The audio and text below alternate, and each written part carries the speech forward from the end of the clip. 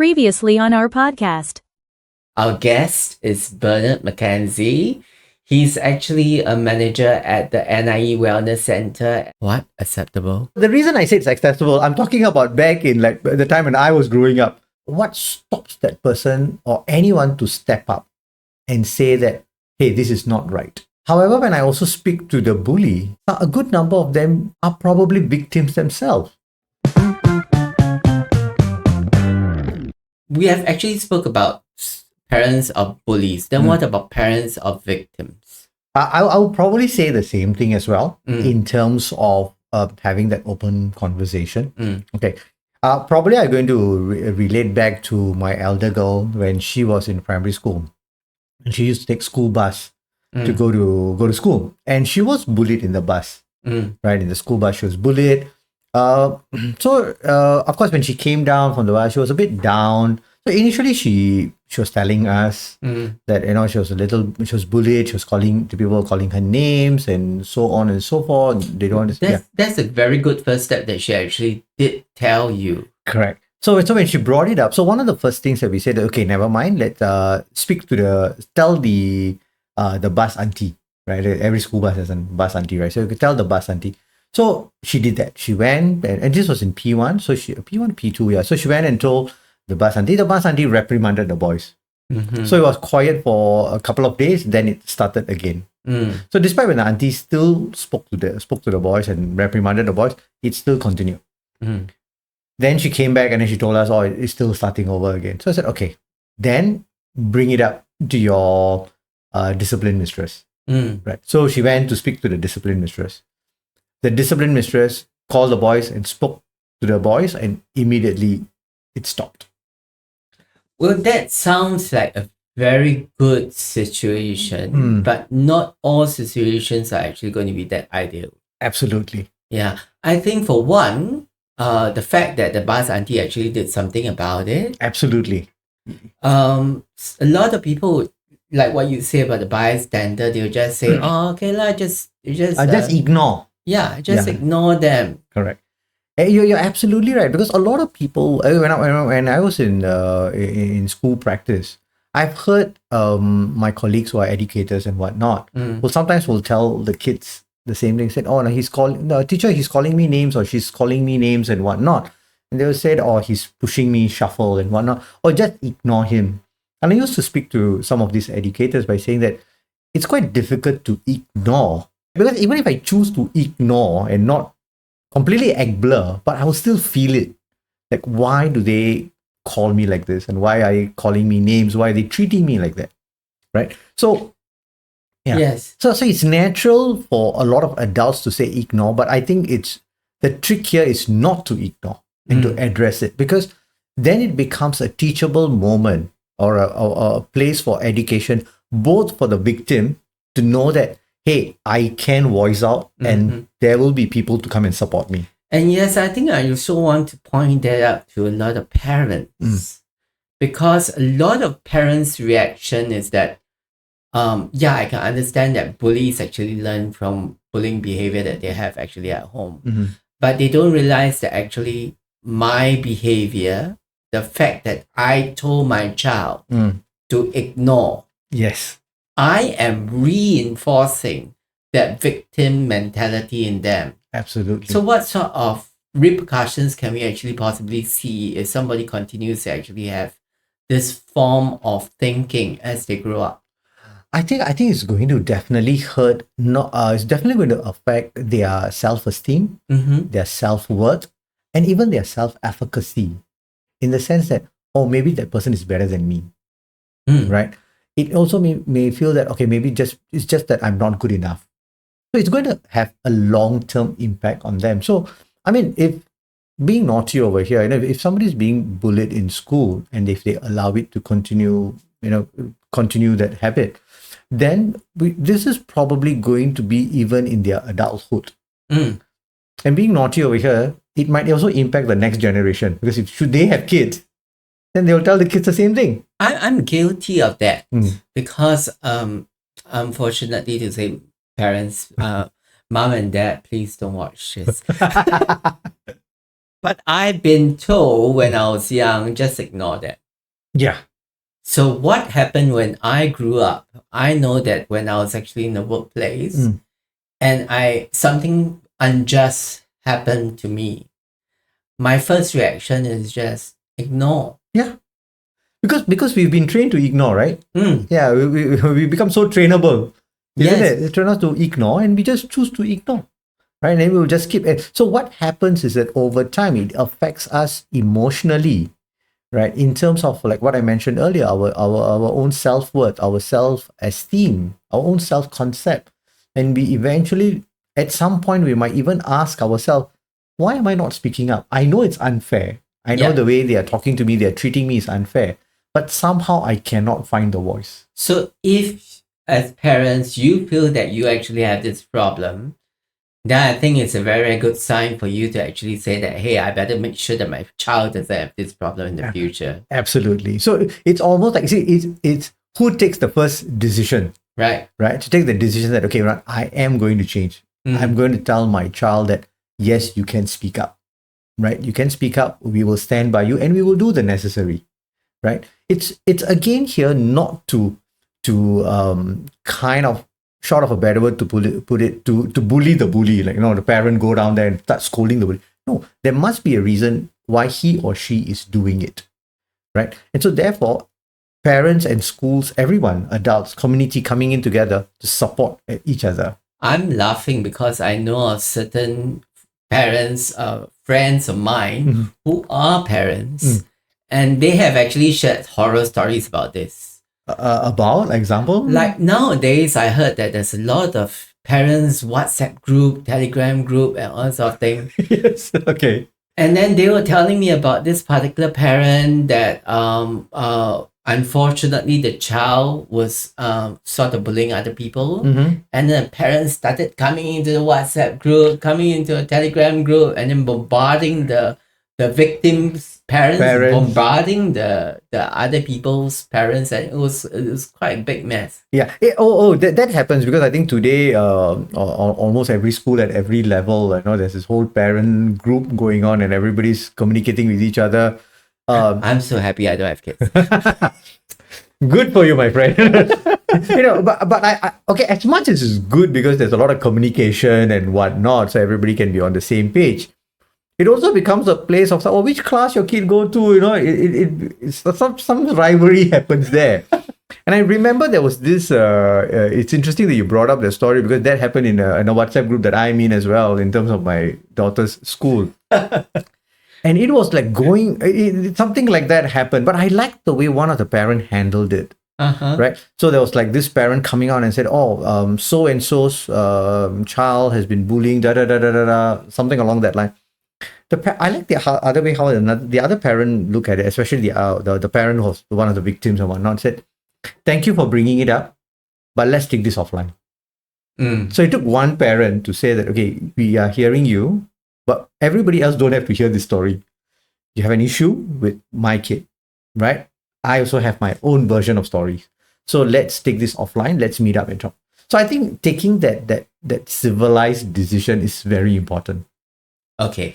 Let's take this opportunity to actually introduce a little bit of, maybe a little bit technical. Okay, sure. But I remember that when I was working with you, there was a particular term called restorative justice. Yes. Yo, I still remember. Not bad. Very impressed, my friend. Very impressed. Restorative justice, restorative practice. Yeah. Would you like to actually explain a little bit more about that?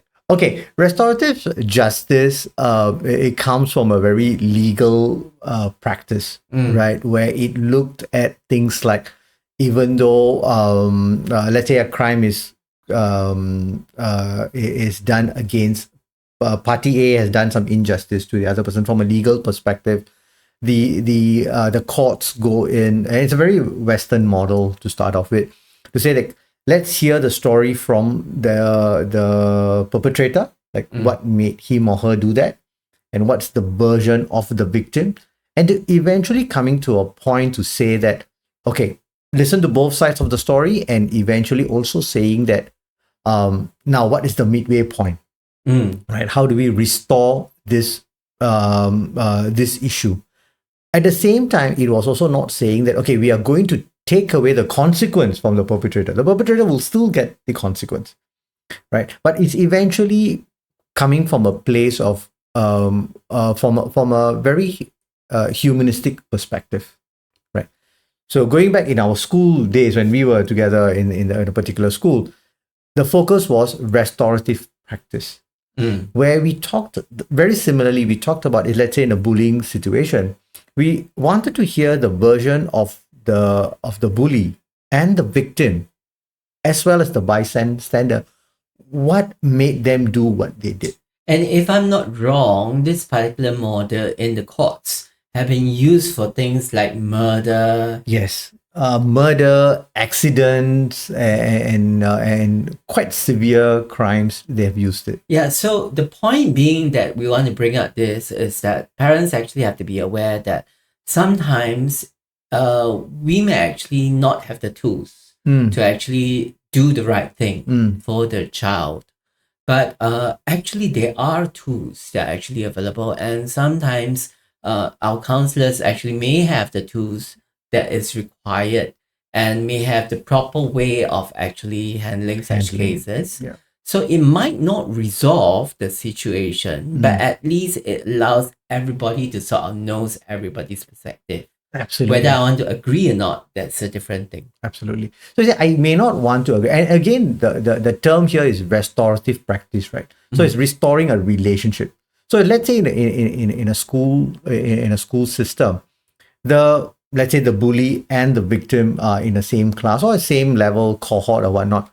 They may not become the best of friends, like what we hope to see, like in movies, like Hallmark movies, it happens that way. But no, in real life, it may not happen that way.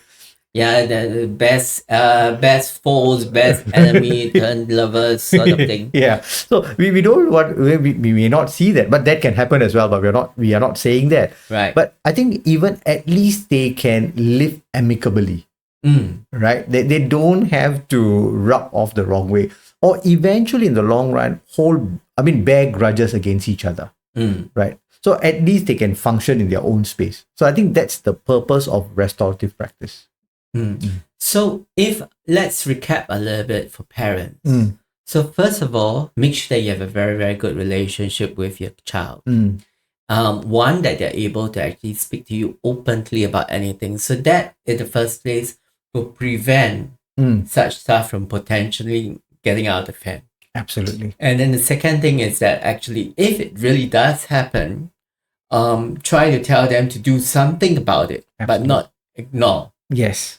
And who should they actually approach if they are parents to actually ask for help? Let's say the bus auntie says, just ignore, don't bother. Okay. So the next level will definitely be form teacher, school discipline master, mistress. But I don't like my form teacher. My form teacher doesn't do anything. Okay, that sounds very familiar. Okay, we have heard quite a bit of that during our days in when we were together.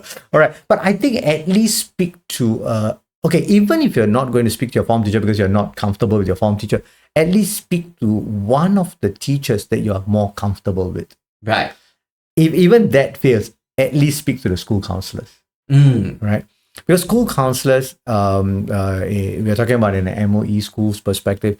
They are adequately trained and they still go through extensive training, right? So and because they're adequately trained and they are still going for training, additional milestone trainings or whatnot, they would probably be the next best person to look into this matter. Do the parents actually have the contact of the counselors? In fact, if unless I stand corrected. I think today most of the schools, I think if you go and log in, just type in, just go into their website and whatnot, probably they would have the email of that the particular counselor. Right? So they may have an email, so you can drop an email, or if not, it's just as simple as just picking up the phone, calling the general line and say that could I leave a message to the school counselor and get the school counselor call. Okay. So that's the ideal situation on which, let's say, I really know that a bully case is going on. But let's take a step back. Okay. So if assuming that I am just a parent that doesn't have the best of relationship with my kids, so my kid is not telling me that they have this girlfriend or boyfriend that's kissing here, kissing there. Fair enough. And I know that something is wrong. What sort of signs would I be able to see from a child? Okay, I think we're talking about bullying and everything. I think some telltale signs that you want to see, that if the child is very withdrawn, right, very withdrawn, they don't want to talk to anybody, they're just staying alone, and sometimes they're just sitting all by themselves, and you see them tearing. They seem to be like lost in their own thoughts. I think this is all. I mean, what I'm describing is probably quite a severe situation already, right? So I think these are some telltale signs to look out for. I think in addition, I think for parents, I think I'm guilty of it too. I think most parents, I think the only time we talk about our kids is always about the academic work, right? Like, how's your studies, huh? How are you doing this, huh? How's your chem, huh? How's your A-Meds? That sounds very familiar again. Yeah. Again, dad and mom don't watch this. Yeah. You know, like we are definitely coming from a place of concern, but from a child's perspective, that's all like my life. And it was the reason I'm bringing this up is because it's also a personal experience, especially my elder girl when she's doing A levels. And I mean, I used to send her to school and to her JC and everything. We were talking about her work, and I think it was a bad day for her, and I think she was going through something at that point of time. Then she looked at me. She said, "Papa, academic work is not the only thing in my life." Then I realized that, oh yeah, she's right. She's absolutely right. That's not the only thing. So even a counselor can actually commit the same mistake. Yeah, I'm human first, you know. Oh, really? Yeah. Just for FYI. Right. So, you know, yeah. And then I think the most important thing is for parents to be comfortable to apologize. Say, hey, I'm sorry. I knew where I was coming from, but I completely overlooked this part. And I think when a child says that academic work is not the only thing, that means something else is going on. Right. Then the conversation is to ask is that, are you open to talk about it? And also, I think children being children, depending on whichever age they are, may not want to talk to us. Right. And I think the question to ask is that, what is stopping them from talking to us? Is it because we go into, back in my days, you know, where policeman was wearing shorts and start giving 2 pieces of advice and so on? Not my time. Further. Your time. Different era. We are not that far away, you know. Right? You know, yeah, but it's almost like, back in my days we did this. So and that's one comparison I think a good number of parents do. Another set is like, let me tell you exactly what to do.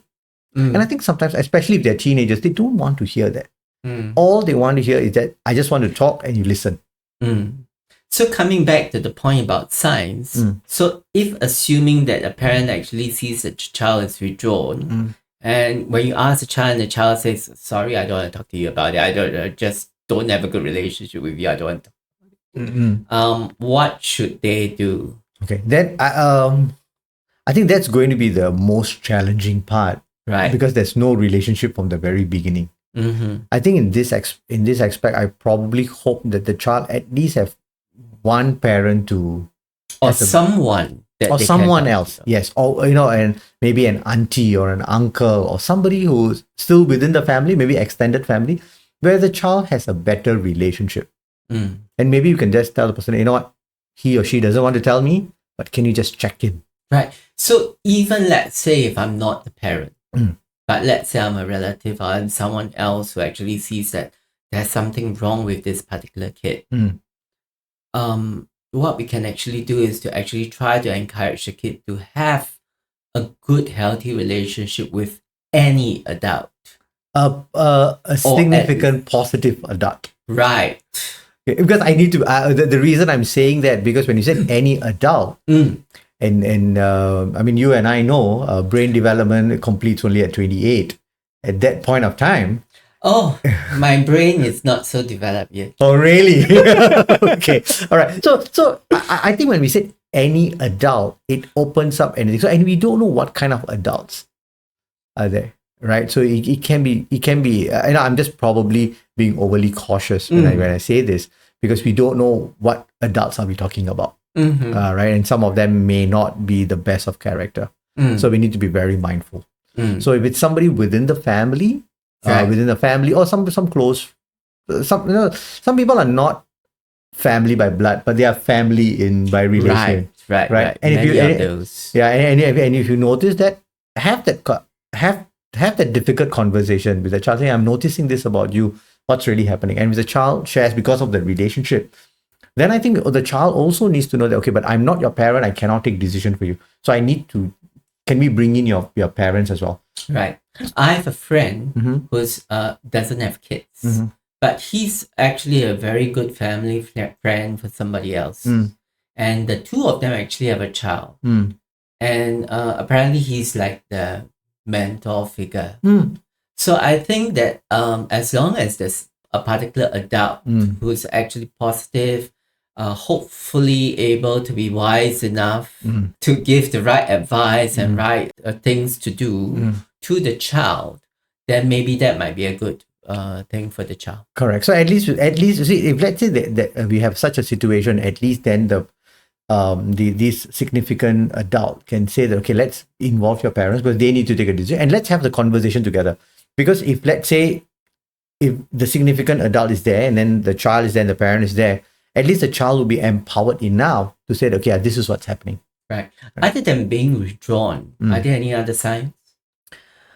I think one thing is withdrawn. Maybe you can look at their appetite as well, right? Maybe they stop eating. Especially, I think that when it comes to eating, I like to see two things. Some people binge eat. Right. Some people binge eat. That's me. Okay. All right. Some people binge eat. Some people just don't eat. Right. They reduce a lot of their eating. They tend to engage in something else that takes them away from these struggles, right? And overindulgence in certain things. I think these are all some telltale signs to pick up and say that, so what's really happening for you? And anger. Is that another telltale sign? Okay, anger is a very beautiful emotion. The reason I say that. Really? Yeah, anger is a very beautiful emotion. Because suddenly I don't feel like I like beautiful stuff. Okay, the reason I say that, because anger tends to be a little more of a secondary emotion than a primary emotion. Okay. The reason I say it's a secondary emotion, most often when you look at people who are angry and you just engage them in conversation, it normally leads to two other primary emotions. It's either sadness or disappointment. But it comes out as anger because it captures everybody's attention, because it's an outburst, right? Because when somebody is sad, most often, when somebody is sad, people around say, leave this person alone, crying, like, okay, leave, give tissue paper, they let the person to be alone. But the person suddenly have an outburst, scream and shout. Suddenly the crowd comes together. The same crowd that pushes back when the person is sad and crying, the same crowd will come back. Come on, relax, what happened? Right? So it's able to capture the attention. Right. Yeah. So anger, if you ask me, I can't imagine myself approaching someone who's crying and say, what happened also. Absolutely, right? We will give them the space. Yeah. Because we are our community, our society have educated us in that way. Right. When somebody's crying, just leave them alone. Right. Give them the space. Right. But the moment they're angry, actually you want to be away from them because the person can hit you. But somehow we go nearer to them. Right. Right. So in my humble opinion, anger is the outburst of sadness and disappointment. Yeah. I see. So by the time they get angry all the time, that means something is seriously wrong. Yeah. Something is really brewing underneath. Do you like our podcast so far? Do remember to like, share, and subscribe. In our next episode. Recently, we actually had a very, very big abuse case. See, a child trusts an adult somehow, for the weirdest of reason, believes that you're going to protect me. I mean, as a parent, I always ask myself this question, that how could a parent do this?